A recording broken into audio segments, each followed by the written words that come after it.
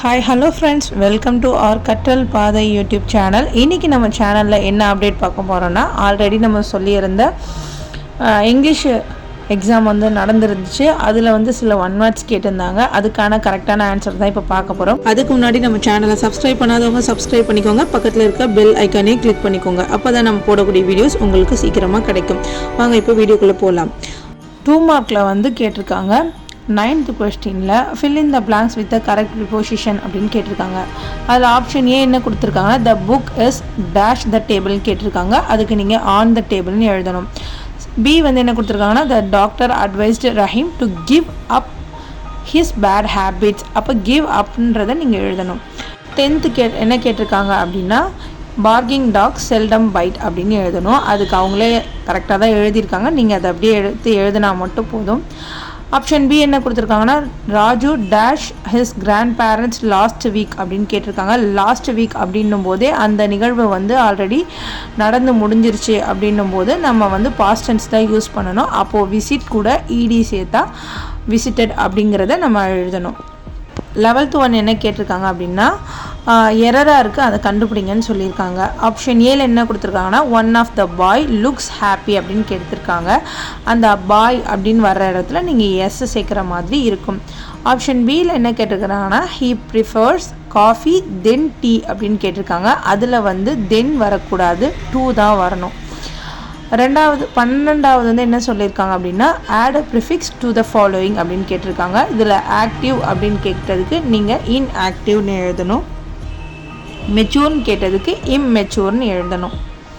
That's it. அவ்வளோதான். ரொம்ப ஈஸியாக கேட்டிருக்காங்க இந்த வாட்டி 2 மார்க்லாம். இதெல்லாம் ஜஸ்ட்டு நம்ம வந்து பார்க்கும்போதே நமக்கான ஆன்சர்ஸ் வந்து நம்மளுக்கு கரெக்டாக தெரிஞ்சிடும். நெக்ஸ்ட்டு வந்து 5 மார்க்கில் கேட்டிருந்தாங்க. அதுவுமே வந்து ஃபில் இன் த பிளாங்க்ஸ் தான். அதில் ஃபஸ்ட்டு ஏ என்ன கேட்டிருக்காங்கன்னா, the teacher asked the student to dash their books and pencil அப்படின்னு கேட்டிருக்காங்க. அதுக்கு டேக் அவுட் அப்படின்றது தான் ஆன்சர்.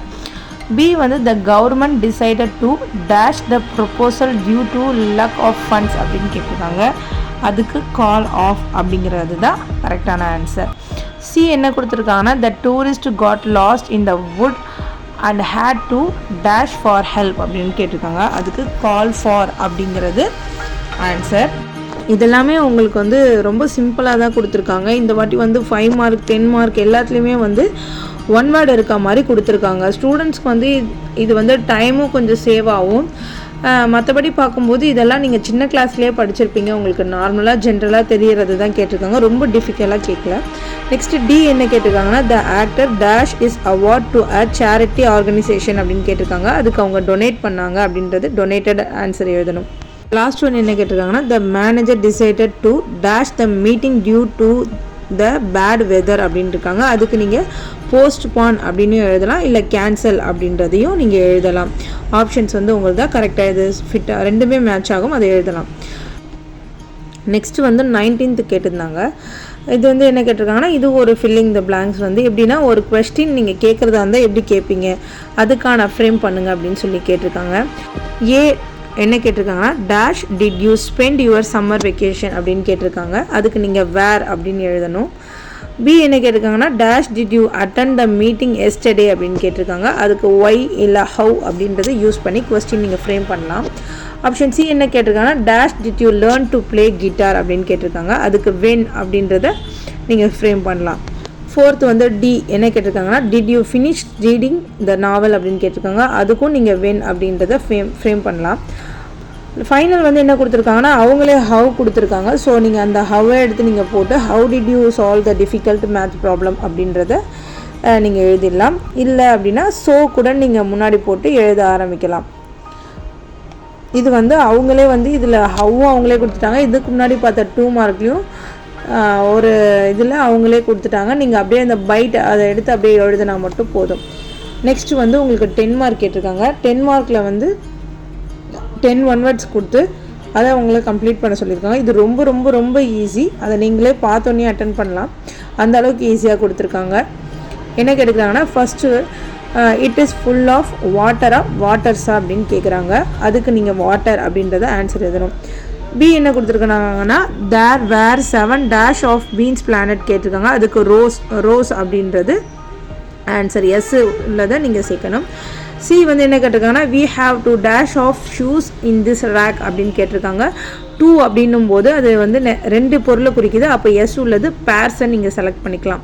டி என்ன கேட்டிருக்காங்கன்னா there were 8 dash of honey அப்படின்னு கேட்டிருக்காங்க. 8 அப்படின்னும் போது நிறைய இருக்க மாதிரி குறிக்குது. அதனால கண்டெய்னர்ஸ் அப்படின்னு நீங்கள் நிறைய உள்ள மாதிரி நீங்கள் சேர்த்து எழுதிக்கணும். இ என்ன கொடுத்துருக்காங்கன்னா I brought many dash yesterday அப்படின்னு கேட்டிருக்காங்க. அப்போ அந்த இடத்துல நீங்கள் என்ன பண்ணணும், ஃபர்னிச்சர் அப்படின்னு கொடுக்கணும். ஏன்னா வந்து இங்கே வந்து ஒரு சின்ன கிராமர் மிஸ்டேக் இருக்குது.